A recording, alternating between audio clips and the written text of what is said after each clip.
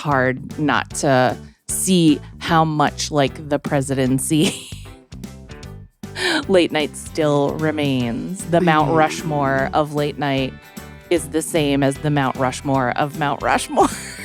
It's ridiculous. I don't know what I'm doing, but I'm doing my best. Oh my God, now I'm recording. Good morning. We're a little late. Ugh, you guys. Maybe it's right on time now. We don't know. Yeah, we don't know. Could be. Hey Caissie, how's it going? It's going. Wait, It's gonna because so many people said nice things. Just an update.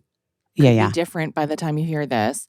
Still running a little dog hospital here. Don't know what's going on with. I mean, we do. We know exactly what's going on with our girl. She's old. She has pneumonia. She does. The medication that they gave her for the pneumonia is very hard on her. They gave her an injection, so it's in there. You know, they gave her 2 injections actually, and so that's making it hard for her to eat. She's not wanting to eat, and so we're trying to give her an appetite stimulant to see if that entices her to eat, and we're trying to feed her food because she's lost weight because of the pneumonia. All of this, everybody knows who's a pet owner. It's a hard decision, right? She's old. So whatever time we're fighting for, we know is a short amount of time. You know, we know that we're not expecting miracles. I just have felt like, and I feel like the family consensus is, if she's still trying, we're still trying. Yes. We love this. Yeah. So she, she's still drinking and she's still asking for pets. And she's still, like yesterday when her sister barked at nothing, she jumped up to like see what the fight was and about. she was ready to get into it, you know? Yeah, so of course. It's hard. It's like, you know, I'm sure people who have pets can identify. I'm not even like the most, I was telling Busy, I'm not even like the most bleeding heart pet person. Like I'm pretty pragmatic about these things, but you know, if she's trying, I'm trying. We'll see what happens. We're not expecting miracles. If we get an extra week or 2 weeks and it seems like she's doing okay, then, you know, then great. But I do feel kind of bad that she has no appetite because you always want to like spoil your dog, you know, at this time. And she loves food so much. And I would love it if she just would eat like a McDonald's cheeseburger or something, but she's not up feeling to it. But she did bite Eli, which is one of her favorite things to do. And we actually considered it like a positive sign. Like Eli was petting her and she was really enjoying it. And then something startled her and she just fucking chomped into his hand like old times. So he was like, listen, I'll take it. We love it. How are you? Well, just here doing the most things all the time, I guess. I don't know. I'm here in New York City, and I've got to get through a bunch of unpacking, laundry packing, and there's like lots of work stuff, you know, that not to mention, I just like barely even had time to like really prepare anything for this movie that I'm doing. Do you know what I mean? Which is like, well, sometimes it's like that, but like it's kind of a bummer because I, you know, like to be able to look at anything that I'm doing. Yeah. Is it like you're just overwhelmed with stuff to do or just... Yeah, I think that it's that. I feel like this is like, you know, I feel like we're beating whatever you want to say I don't want to say dead horse. There's too much, you know what I mean? Yeah. But I feel like it's the same thing that it's been kind of maybe for a while now, which is just like,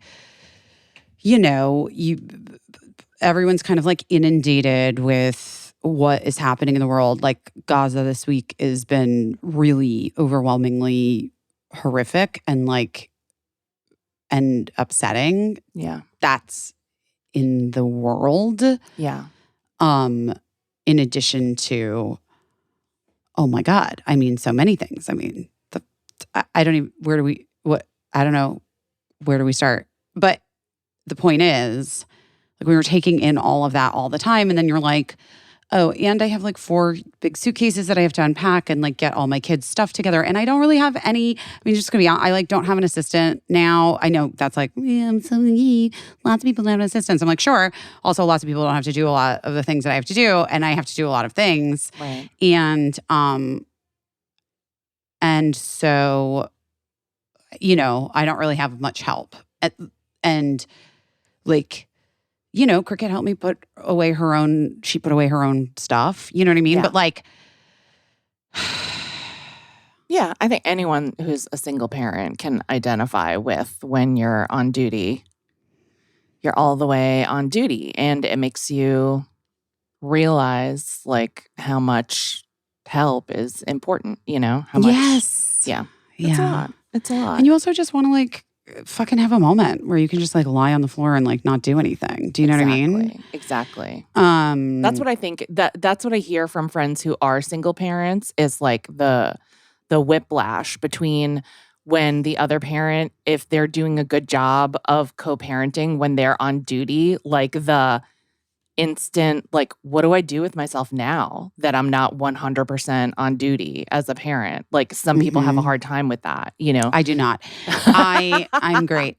I've got it. I'm good. I'm good for that.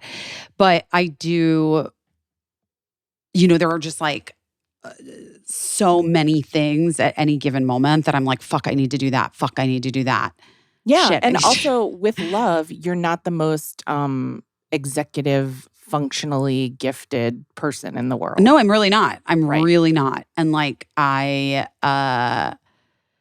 do feel a bit like, yeah, like sometimes I kind of just have the feeling like, well, I'm so overwhelmed. So instead I'm just going to like not do anything. Right. Which is like also, or I'm just going to like text like some of my group threads with memes or something. You know what I mean? Yeah, of course. I also had like a friend who went through, like a really close friend of mine over the weekend went through like an incredibly scary, like, it was like really bad in the hospital. And so like that was really scary and difficult for me to, and I felt really like overwhelmed by that and was like, I'm sure it was very triggering for you as well. It was very triggering for me. Yeah. And the good news is my friend got like, it was literally like miracle best case scenario results. Oh, good. And she's going to be okay. And she's like home now and resting comfortably and she's going to be great. And I'm so happy, minus some organs, but whatever, Yeah. That's good. That's good. Yeah. It's my Eli's birthday today. I know. Happy birthday, Eli. Happy birthday. Happy getting kicked off mom and dad's insurance day. Not great. That part's not great. Not excited about that. Not exciting. That's a rough thing that we do to, I think we, if anyone in your family has insurance, you should get to stay on it till you're 65 years old, 75 years old. I'm with you. Right now, I feel like everybody's executive function is out the window. The executives that function in our brains are the only executives in America losing their jobs. They're all, that's all gone. CEOs are still still in place, earning millions of dollars to be like, how can I grind this down into nothing and still be paid $22 million at the end of the year? I mean, Well, you definitely can't go to the Coldplay concert, but the only way an executive loses his job is by fucking publicly humiliating the company by becoming the internet's favorite joke for a week. Oh my God. Oh, don't get me wrong. I fucking loved it. I love anything that unites us. The discourse on it was so wild where I was like, it was wild to me when people were like, do these people deserve to have their lives ruined? And I was like, I mean, not, you know? Like his statement was so fucking ridiculous because he was like, a private moment that became very public. Like, no, actually, like when you're in a public place, that's a public moment. With cameras everywhere. It's actually not a private moment. You're actually like standing in a suite at a huge arena, like basically in a light anyway. Yeah. Like there was somebody else posted a photo of the concert from earlier, like from across the arena, and you can literally zoom in and see them. Right. It's not a public place is not a private moment. If you were fucking in a public place, you would be arrested because it's public indecency. Like, what is wrong with people? Like, he's like also so little understanding of how to communicate via the internet and social media when I believe his job is the internet and possibly social media and like communication. Like, all of it is so fucking annoying and gross. And that she was like an HR, like the tippity top of the HR department at the company where they met and clearly like started something. Like there's just so many layers to how it's not cool. How stupid. It's just stupid. Yeah. But also like, I mean, if they had just like played it off. That's what I'm like, how would I have handled it? If I would have been like, that's not me. All right. Did I ever tell you the story about me trying to sell weed out of my bedroom window when I was in high school? Yes. But tell it again. On this story, right? I mean, story. I've told it on this podcast, right? Yeah. Tell it again, just in case, because I mean, people never remember. And like, listen, we repeat stories. Fucking deal with it. I mean, there's like 5,000 episodes of this fucking podcast. Okay. It just, when the Coldplay couple happened, I just was like, oh my God, it's so me trying to sell drugs in high school. So my friend Carrie. Yeah. My friend Carrie had wanted to buy some weed and I had some weed. And I was like, oh, you can just come to my bedroom. But it was like kind of late at night. I think it was a school night. I don't really remember. I was like, just come to my house, go to the side gate, come to my bedroom window. I'll just pass it out to you. Yeah.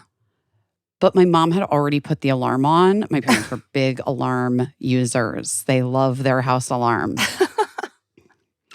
My mom had already put the house alarm on. So, and it was at that point my dad was like working wherever he was working. So it was just me and my mom most of the time.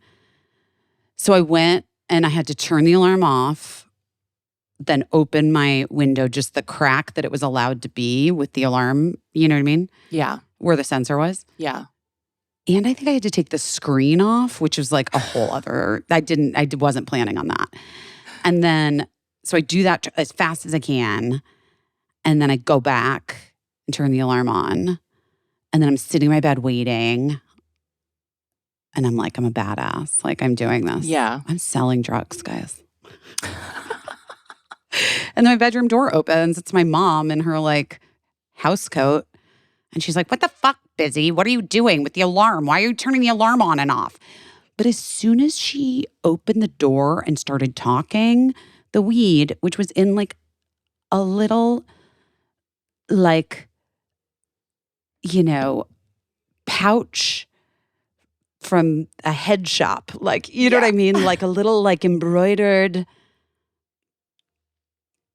purse thing. You know what I'm talking about? Change purse, coin purse. Was sitting next to me on my bed. Like I was on my, like with comforters and it's a mess and I have like stuffed animals and shit. And what did I do with the weed? I threw it as hard as I could across the room. Instinctually. I don't know what was wrong with I don't know what I was thinking. I don't know what happened. But in my brain, I just like my mom pops into my room. I grab the weed and chuck it across the room. I just wanted it as far away from me as possible. Right. Like the weirdest, worst reaction you could have. Oh my God. And she immediately was like, what's in the pouch you just threw across the room? Picked it up and just like walked out. And I was like, no. And then she was like so mad at me. She was like, what the fuck are you doing? Also, by the way, no one's texting. So I couldn't tell Carrie not to come. Right. Do you know what I mean? Right. It was just a mess. So if you had just been chill and just stood there and held it, your mom would have been like— sat in my bed with it next to me on my leg. I would have been like, I don't know. I wanted my window open a little. Right. What's wrong with you? Right. Yeah. No, couldn't do it. I couldn't be chill. And like same thing with those guys. If they had just like held the hug, held the gentle swaying, the romantic swaying. And just been like, I think you could have said like, that's not me, that's AI, and possibly gotten away with it. They reacted like, this is what I kept thinking. They reacted like babies. They like, and I don't mean like, Or oh, like you're such me a in high baby. school trying to sell drugs. I mean like literal babies. Like the lady covered her face. Like nobody can see me because I'm not here. Like I don't have object permanence. And then the man just like ducked down. It was wild. It was wild. My favorite reenactment, I have to say, and I'm on the side of it's okay to make fun of this because it's all like, it's fucking dystopian and like, it's horrible. A family was potentially destroyed and, but it was anyway. You know what I mean? Like I think the problem is that people are having is that it was like very publicly and embarrassingly destroyed. But the embarrassment— Also, we don't know what was going on. We I don't know. fucking We don't know. You don't I mean, know what's I've happening seen— ever. I've seen like what the wife supposedly— Was that real though? I couldn't tell if that statement was real. I saw and one that was like so well written that I was like, oh, I feel like this is performance art and maybe someone else wrote this. But anyway, I've seen what I think are like some of the kids on TikTok. Like, oh shit, really? I think so. But I'm sure some of them really aren't the kids. I'm sure some of them are just, because you know how TikTok is. That's also so much performance art where people are like, I'm Michael Jackson's child or whatever. And you're like, you're definitely not. Who knows? But I just feel like it was happening. It became public in a very public way that none of the families should be embarrassed. They're not the ones that were doing this. So, it really sucks, and it really sucks to have it come out this way. But yeah, I'm on the side of like it's kind of like you, like it's a unifying moment, and like I don't have a distraction. Yeah, it's a distraction, and I like a distraction. Yeah, and like celebrities mostly know better than to do these things now. After all these years. So we don't often get like, we don't often get like a celebrity canoodling paparazzi photo because like celebrities are too smart and they've been burned in the past from like canoodling too much. So it's been a long time since somebody's like, oh, like, yeah, I saw true. this picture on TMZ. So I guess CEOs are like the next best thing. But for me, it was like the layers that she was like the HR person that has probably actually counseled or maybe even punished people for having relationships in the workplace. I don't know. But my favorite reenactment, I think, was the Philly Fanatic. Yeah, me too. I loved that one. Yeah, that was a good one. And it was very true to the source material. So... Oh my gosh, it's the summer. Sure is. And you know what? I talk a lot today on this podcast about all the stressful things that I have going on. Yeah. Just the, parent here trying to keep these kids fed and trying to keep myself fed. Right. And I got to be honest, with all the things that I'm doing and have to do, I don't know, shopping and planning and cooking food is the one that's like, I don't need that to be stressful too. Right. And that's why I love Hungry Root. We love partnering with them because they make it really simple and stress-free. Imagine having your weekly shopping cart filled for you and your meals for the week decided on. Boom, done. Taking all the work off your plate. And it's one of the many reasons why we love Hungry Root. Hungry Root fills your cart with personalized picks and plans your week of meals, but it also gets smarter with every order. They have over 15,000 recipes to choose from each week. Many of them are ready in just 15 minutes or less. Plus, they have a huge grocery selection, including things that are like smoothies that are easy to grab and kid snacks, even sweets, salad kits, ready-to-eat meals, and supplements. So it's very easy to find options that fit your whole family's taste and nutrition goals. Plus, they help you eat well and reach your healthy living goals. Gluten-free, dairy-free, high protein. You can focus on your gut health, whatever you want. You take a quiz. Their smart cart technology recommends groceries and recipes and supplements tailored to your unique needs. Plus, Hungry Root helps you save by reducing food waste, avoiding impulse grocery buys, and skipping last-minute restaurant takeout. Their best price program ensures you get great value on over 100 popular products. And with our offer, you get a free item like a premium protein or veggies or a sweet treat in every box for life. Plus, they source only high-quality meat and seafood with no hormones or antibiotics. They offer organic produce and non-GMO options and carry trusted healthy brands like Oatly, Vital Farms, Ithaca Hummus, Harmless Harvest, and many more. Guys, take advantage of our exclusive offer for a limited time. Get 40% off your first box, plus get a free item in every box for life. Go to hungryroot.com/busy and use code BUSY. That's hungryroot.com/busy, code BUSY to get 40% off your first box and a free item of your choice for life. hungryroot.com/busy, code BUSY.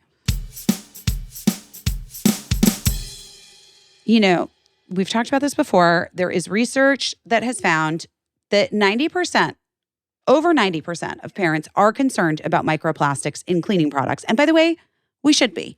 Right. Yet, lots of people don't know what they're cleaning with every single day. From what you eat to what goes on your skin, you make the safer choices for your family. So why doesn't your cleaning routine meet the same standards? Guys, they should. It has to. Blue Land is the only clean that can, 100% microplastic free. That is incredible. Proven to work. For total peace of mind. Plus, affordable, guys. Co-founded by a concerned mom with a desire to make the planet a better place for her children, Blue Land is reimagining everyday cleaning essentials with safe products that are free from microplastics and eliminate the need to choose between what's safe for your family, good for the planet, and proven to work. Guys, I'm obsessed with this. Did you know that there's hidden microplastics in all kinds of things? No, because they hid them. I know, but why? I don't like it, but not Blue Land. Right. It's why I made the switch to Blue Land.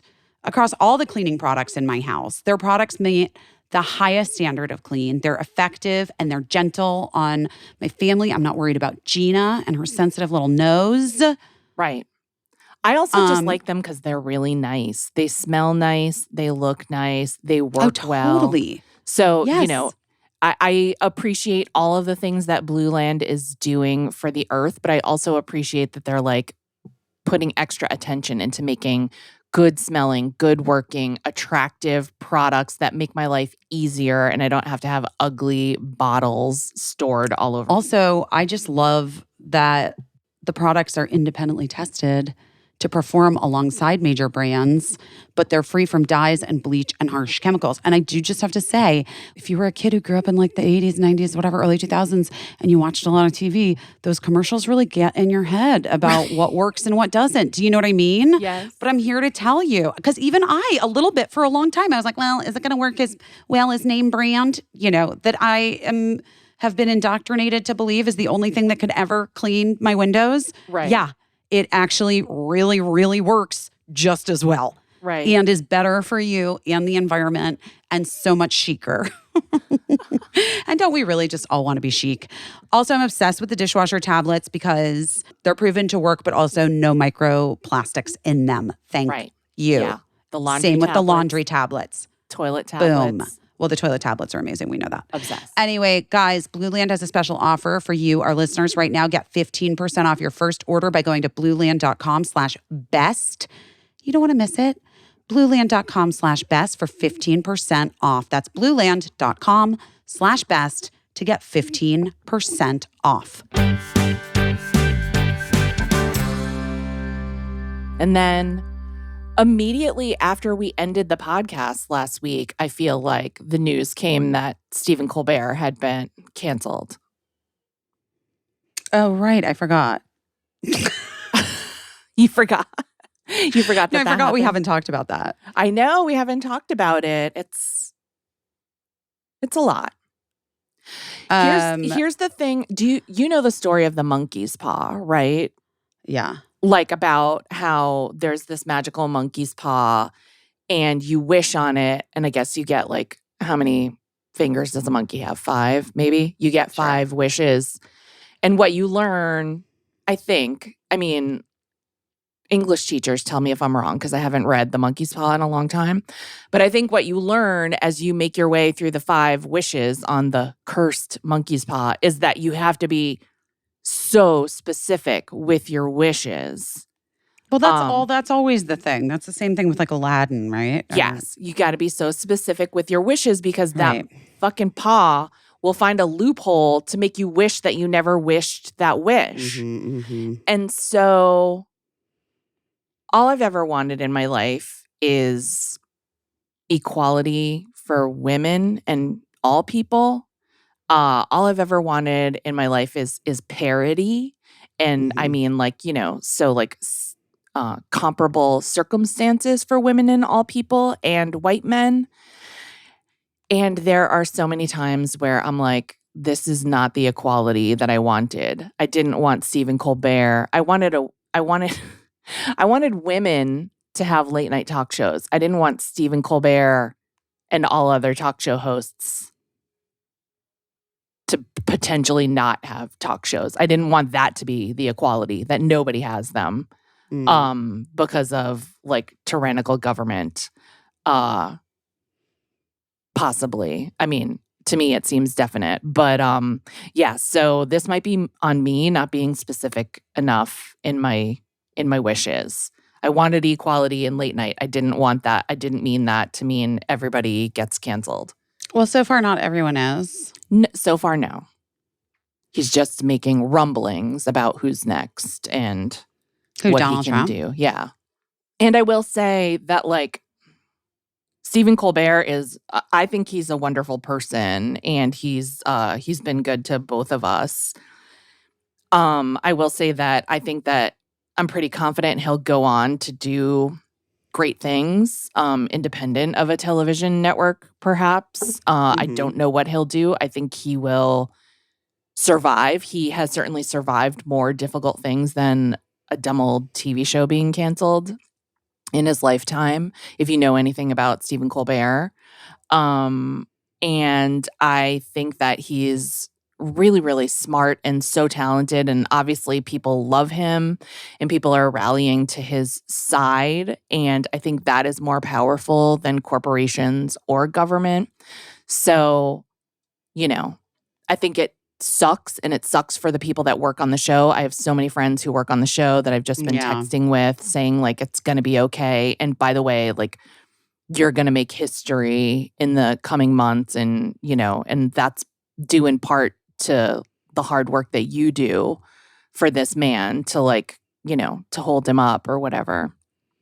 But I do think that ultimately he will be okay because he'll go on to do something great.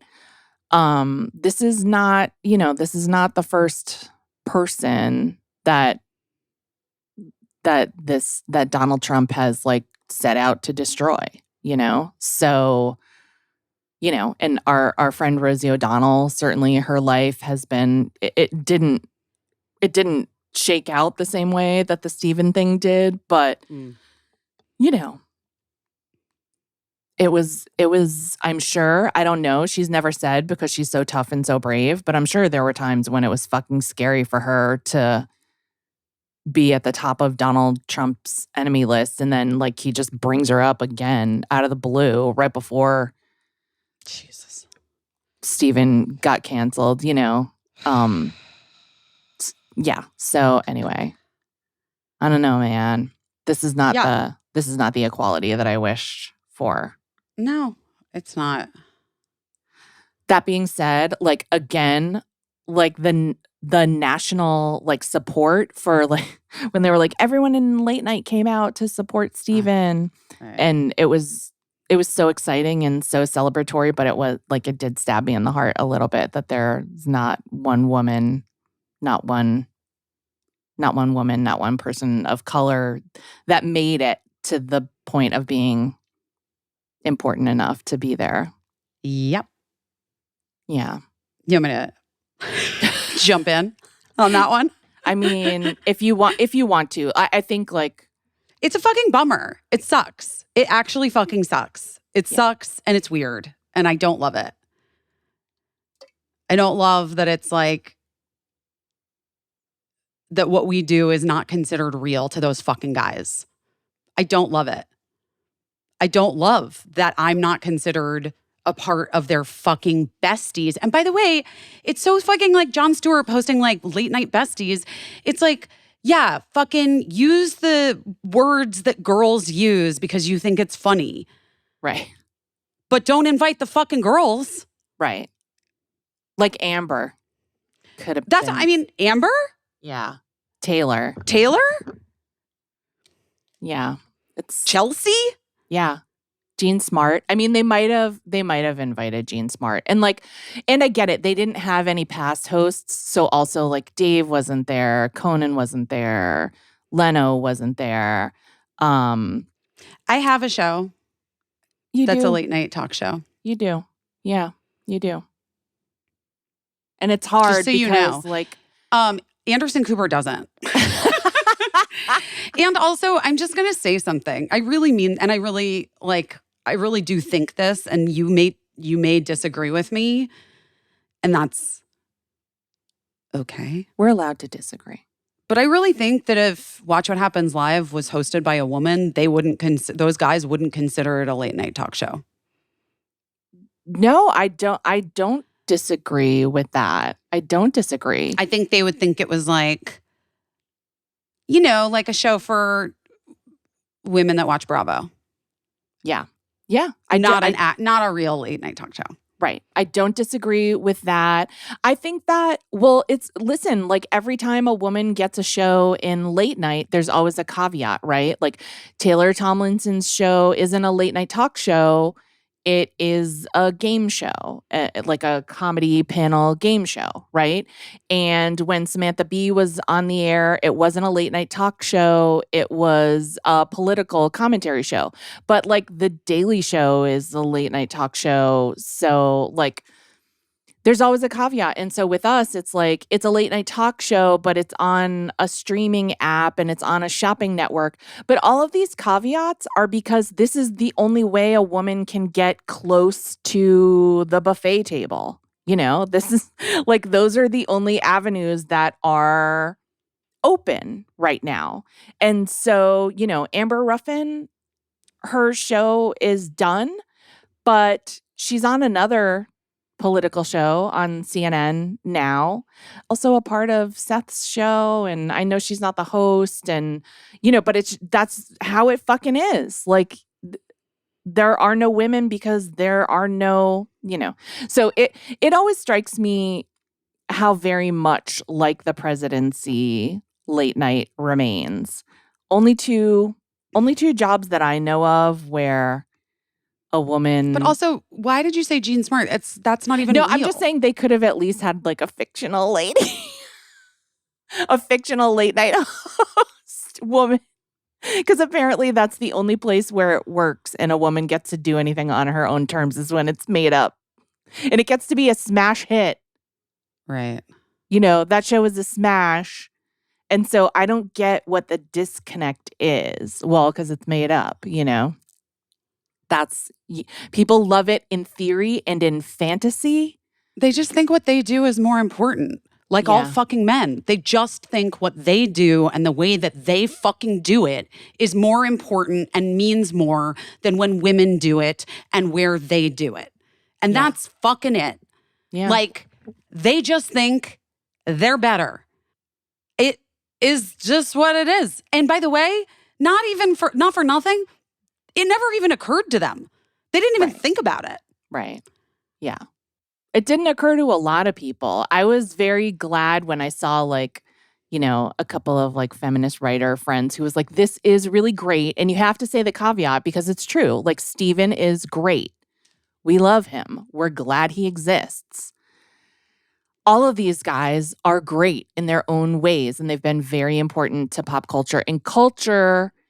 And at the same time, it's a little bit of an arrow in the heart when you just look at, you look at it, the present state all laid out in front of you, and you're just like, that's a fucking bummer. And, and you feel like a jerk saying that because it's beside the point, but it's rarely illustrated so graphically, So, and also like, yes, at this moment, like, we're rallying behind Stephen Colbert because this fucking sucks. I'm just saying, like, as someone who has like I feel like my whole career has just been devoted to like, can we get a tiny slice of this pie? Just like, not for nothing, I literally cried over, was crying about Colbert for a myriad of reasons. Yeah, of course. And, I just feel like it is really impossible. And I was thinking a lot about like Letterman being on our show. Which airs tonight or last night, depending on when we get this podcast out, because we're late. Yeah. It's my fault. I'm going to tell you about Gina.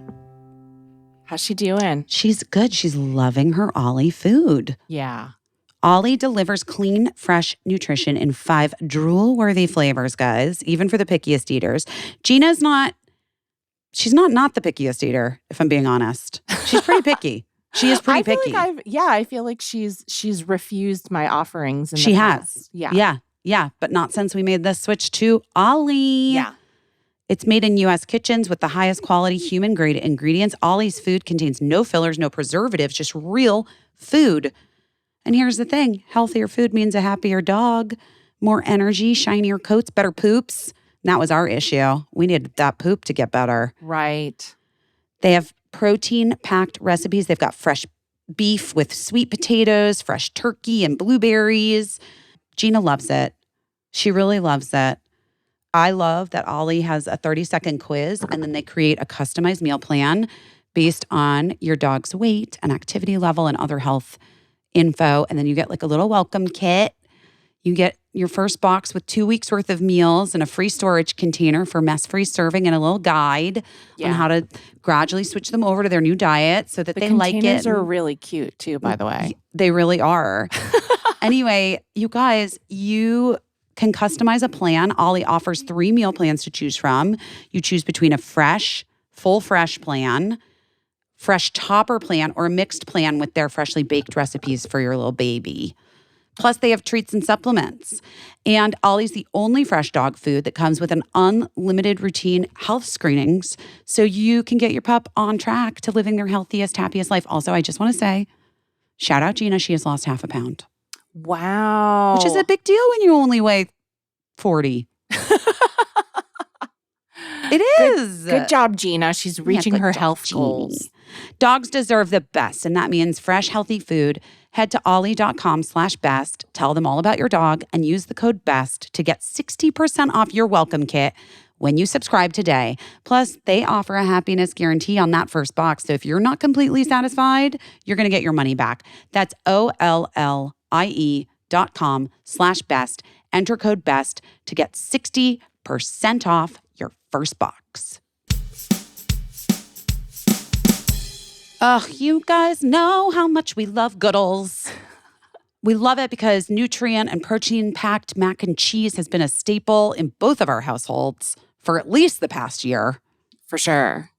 But now they've gotten even better. Goodles has launched single-serve cups, which for my children is ideal. Yeah, It's everything we love about the boxed mac, but it's available and convenient on-the-go cups. I made one yesterday. It's so easy. For myself. Yeah. It feels like you're in college again. Yeah. But you're They're getting a game nutrition. changer. Yeah. Well, because also it's like I don't want to make a full box. For me, like making a full box on the stove is a lot because I know there's going to be leftover. But you just add water, you microwave it, and then it's a delicious, nutritious little meal. And sometimes you forget to pack lunch for, I don't know, your job or for your kids. Yeah. And you need something quick and nutritious. And then you get the Goodles. You get the Goodles cups. The cups are in 2 of our favorite flavors, Chetty Mac and Shella Good. And they really taste just like the box version. They're the best without having to do dishes and the pot and the pot. Up. Yeah. Yes. Guys, every serving of Goodles mac and cheese has 14 grams of protein, 7 grams of fiber with prebiotics and 21 vitamins and minerals from real plant sources. It's a low glycemic index food, which means it provides steady energy instead of a carb crash. And on top of that, it's kosher and clean label purity award certified. There is something for everyone with their amazing variety of flavors. Plus, there's vegan and gluten-free options. We love it. You know we're obsessed with Goodles. We know you're going to love it too. Pick up Goodles on your next shopping trip. It's available nationwide at Target and Walmart, plus many other major grocery stores and retailers like my grocery store. And don't forget the new single-serving cups. Go get them. Anyway, I was thinking about him coming on the show because Tina Fey texted us and both of us together, me and Caissie, and was like, holy shit, you guys got Letterman to come to the show. Because when we had Busy Tonight, we were kind of trying to get him to come. Well, he offered, couldn't. But it was like the show was already canceled. Done. Because, we got a solid, 6 months to try? 6 months. Same as Joan. We did, whatever. We did fine. Whatever. It doesn't even matter. What were you going to say? I don't know. Anyway, no, he offered to come on and then actually met with us and set people up to meet with us, just to give us advice about what they thought we should do after, and yeah. So anyway, so Tina texted us. I woke up to a text this morning from Tina to me and Busy being like, holy shit, you got Dave. What was that like? Yeah. And I wrote to her, I was just kind of so grateful that he, first of all, made good on the thing that he had said all those years ago when we were doing Busy Tonight. I really would love to come do that, especially for you, Caissie. It's a favor to you, he doesn't give a fuck about me. I mean, whatever. I'm sure he thinks I'm fine. He thought I was fine. Whatever. It's fine. It's not a big deal. It's not about me. Do you know what I mean? Right. But I also just think when you look at the totality of your and so many women's careers in comedy and specifically in the late night space, you are one of the funniest, most talented, smartest people that I have ever met and worked with. And that is said about you universally by everyone. You know what I mean? Yeah. And yet... You're going to make me cry. Well, all right. And yet, you weren't promoted to be a writer when you were on Letterman. Right. A lot of other men were. Yeah. Some of those men... People that were behind me, if I'm people being that were honest. behind you. Yeah. And launched careers that... for men that then have gone on to win Academy Awards. People that are talented, people that I like, men that I know. Yeah. But the fact remains, there's a club and, sometimes you're not in it when you're... You know what makes me even madder than... by the way, people that have gone on to win Oscars, we're talking about one specific guy who has always, from the moment I met him, I wanted to see him as a rival and as competition, and he just didn't allow it. We're talking about this guy, Rodney Rothman, who's a friend of both of ours. He's wonderful. He's so wonderful. And I met him when he was also just barely not a child anymore. And that's when he got hired to be a writer at Letterman. And like, the first thing that he said when he was like sitting in my office waiting to go in to meet Dave, clearly my own age, and I had been like writing and submitting and everything. What he said to me when he was waiting to go in to meet Dave to see if he was gonna like get the job as a writer on the show, he said, "Well, you must have like you're his assistant right now. Is that what you want to do? Or do you have like ambitions of what you want to do beyond that?" Which I think is very like together for a guy that age to even be having that conversation at the most nerve-wracking moment of their life.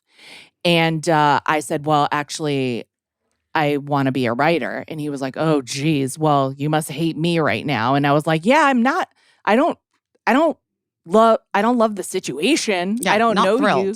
Yeah. Yeah. So I don't hate you, but yeah, but he has always been, he's a remarkable person. And he just literally sent me like a message recently because of course I texted him like, we just had Dave on the QVC show and like we talked about you a little bit off camera and it was just nice and it was just making me think of you. And he wrote me back the nicest thing that will just like the fumes of that will carry me through anything.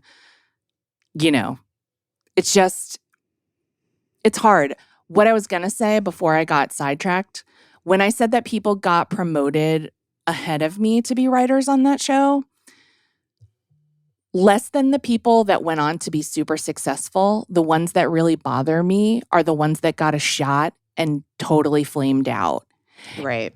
And I'm not like, sometimes people flame out and it's very possible that I would have as well. It's possible. I don't know what would have happened because it didn't happen, but what bothers me is that, and I don't know, I'm not seeing it with outside eyes, but had I been there and had I been one of the people in power to make something happen for someone, would I have been able to look at a lineup of people and be like, this means everything to this girl and she's gonna like stay at it and like make us proud and also be a workhorse and also like give it her all, versus like, this floppy-haired guy like got me lunch once. Who went to Yale. Yeah. Like, I guess I like his striped shirts. So I guess like, let's give him a chance. Like, like one time, this wasn't at Letterman. This was at another show. I did a submission for another show. And I was told by the EP, "We loved your submission. It was so good. You turned it around so fast. It was shocking to us. And it was exactly like anything could have gone on the show that we taped that day." Because I like turned around this submission in like a day. And then they were like, "But ultimately, we hired someone who's never been a television writer before, a former journalist who's looking to transition into being a television writer because it's a more interesting story for us." And I was like, what the fuck? Like, the writers don't get stories told about them anyway. So babe, it's literally that exact quote's in my book, remember? Right. Yeah. Like it. It's yes. a better story with the boys. Yes. Yes. It's a better story if it's just the brothers that wrote Blades of Glory, right. not you. How is that a better story? How is that a better fucking story? How is that a better fucking story? And the way that we gaslight ourselves is we're like, is it really? I guess. Or like, if the answer is just no, like you can't, just tell me no. Like tell me to just say like, don't tell me some like weird compliment of why I like just barely missed out on it and I got edged out by someone with like a better story. Just tell me like I didn't like it at all. But I can't tell you how many times. I also had a time, I've probably told this story on the podcast before, about like a show that I did a submission for, and I was so grateful that the EP and head writer called. This is a show that's long gone, by the way. The EP and head writer, who's like kind of a big deal at the time, called me to say like, we didn't pick you, but I want to give you some feedback on your submission. And I was like, okay, great. I want to hear the feedback. And all of the feedback was like, oh my God, this is so great. This is so funny now that I'm looking at it again. And I'm just like, okay, so like, what does this mean? And all it ever means is wait till another opportunity comes up and then try again. Nobody goes back to your old work. Nobody goes back and says, this woman did a great submission like 6 months ago, a year ago. Let's just bring her in and hire her. You know? So yeah, so all you get is like, we'll let you know, and like you can try again next time and hope you do as well as you do this time and that it goes your way. So it's like, it's kind of a fucked up business to begin with. It's already like, you know, like auditioning, like you're trying for something. And I don't know if you're like me, but for me to do a good job and like bang it out of the park on a submission, I have to have already fallen in love with the idea of doing that job. Like I have to really see it for myself, you know? So that makes it all the more painful when someone's like, oh, you just missed it because we decided to like hire a guy that played lacrosse, and like the host played lacrosse. And so they were like talking about lacrosse and, you know, try again next time. Well, so it's just one of those things where like I'm so happy for everyone that is like out in support of Colbert. I really am. And like also in opposition to fascism, like that's very important. But at the same time, it's hard not to see how much like the presidency late night still remains. The Mount Rushmore of late night is the same as the Mount Rushmore of Mount Rushmore. It's ridiculous. Oh man. But also with respect to like, this is not the equality that I wanted. I don't want this convention to die. I don't want late night television to die because I think it needs to change. But I also see that like, it's not changing.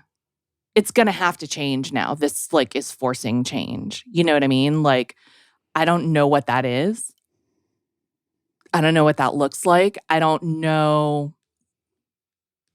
Like people are saying, like when Conan was canceled and they also said it was like for financial reasons, I just remember a clip of him saying, I don't see how that's possible. I don't see how that's possible.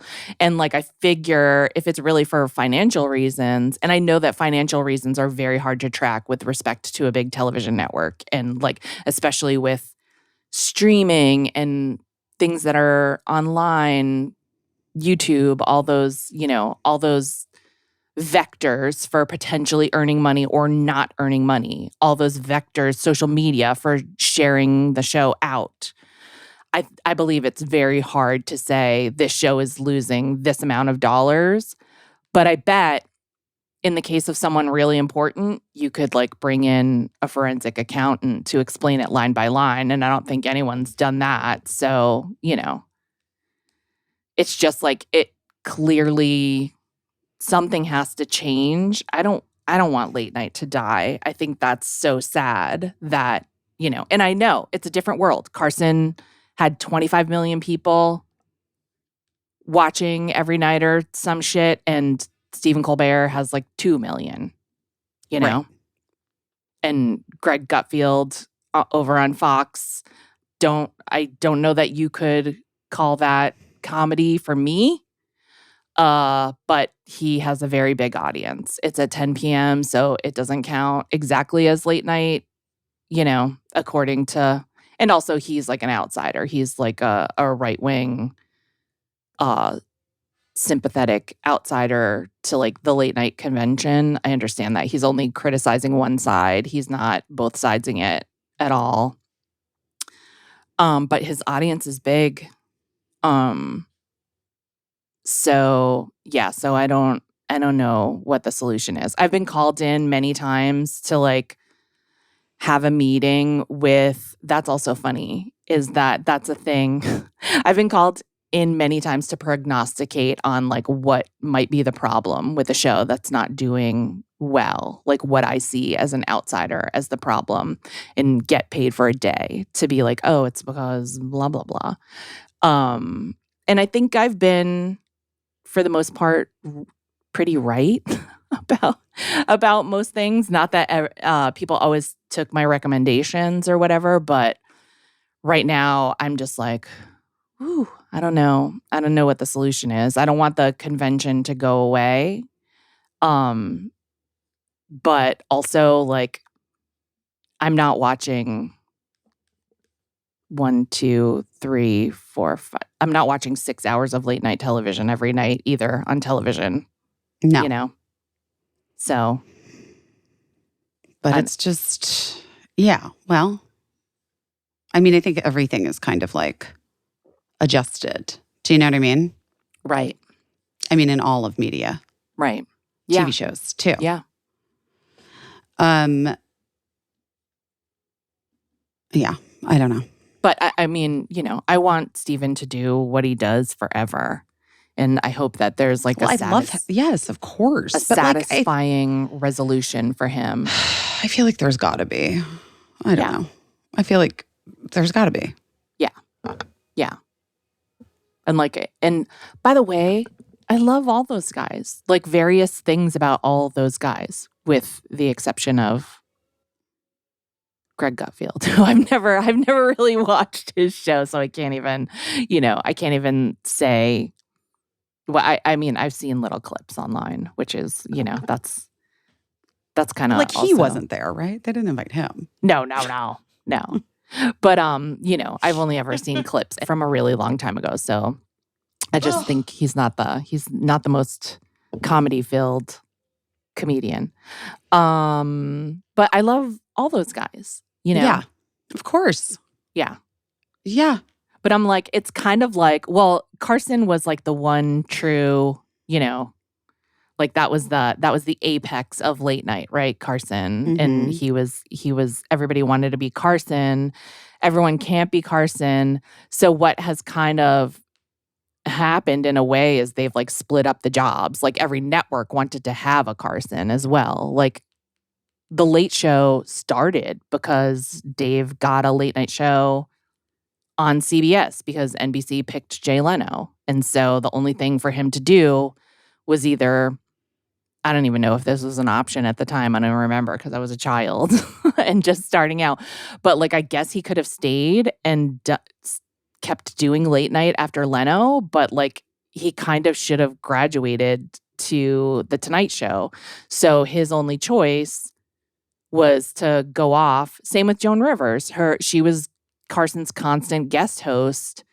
And so her only choice when she was never going to be given like late night or anything like that is to like go off and get a show with someone that would give her a show. So that of course like divides the audience. In addition to like the audience and their viewing habits changing, the audience is very divided because there are like so many guys. They divided up the job and there's so many guys. So like if you're more into politics, you reserve your time to watch Jon Stewart as opposed to like maybe Jimmy Fallon or whatever.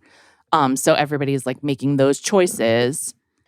And so the audience isn't cumulative anymore. It still would be a great deal smaller than like back in the day with Carson when it was the only option to watch. Right. But now there's so many more options. It's the same thing. It's just the same thing. Yeah. And so it's like if we divided up the presidency to like, you know, if we made the country into like 4, 5, 6 regions and divided up the presidency, all of those presidents would still be white guys named Jimmy.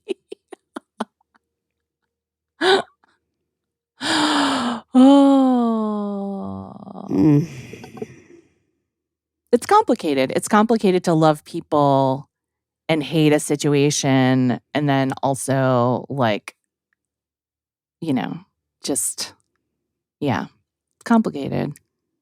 I know. Also complicated all this fucking shit I have to do right now. So I gotta go do it.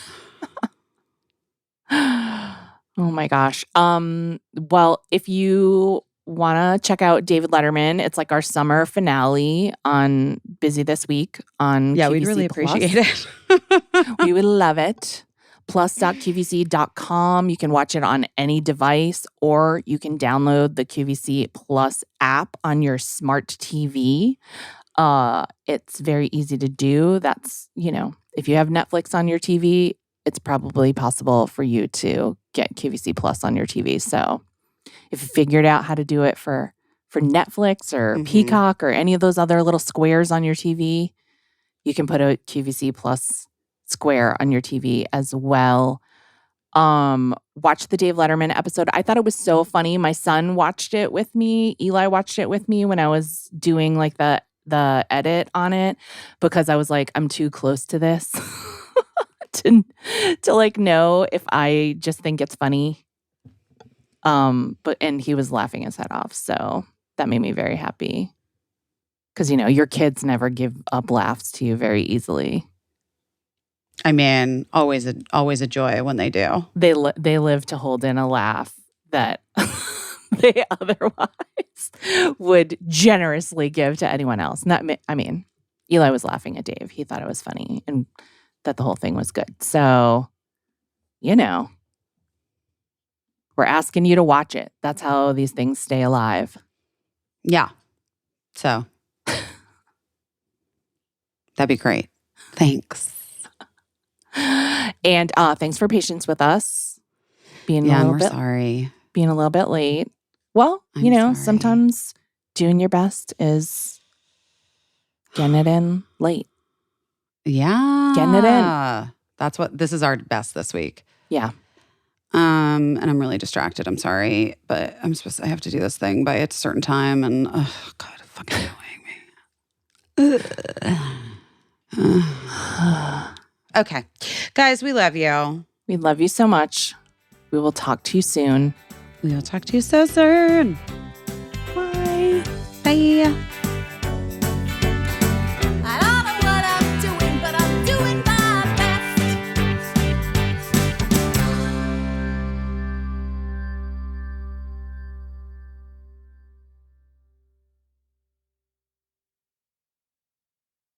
Oh no.